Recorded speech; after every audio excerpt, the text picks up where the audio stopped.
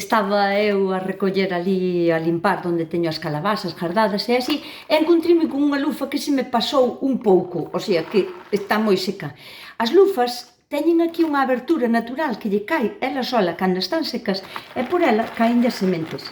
Xuro-vos que non lles metín eu, xa é ela así. E ten así tantas porque é así ela. Entón, en estes orificios todos ten as sementes.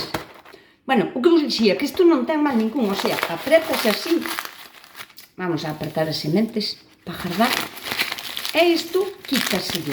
Cando está tierno, cómese, e cando se vai poñendo así máis vello, fai unhas fibras, ela sola fai unhas fibras, e faiche pois estropajos para lavar a lousa. Este quedou moi oscuro porque botou moito tempo na casca de fora.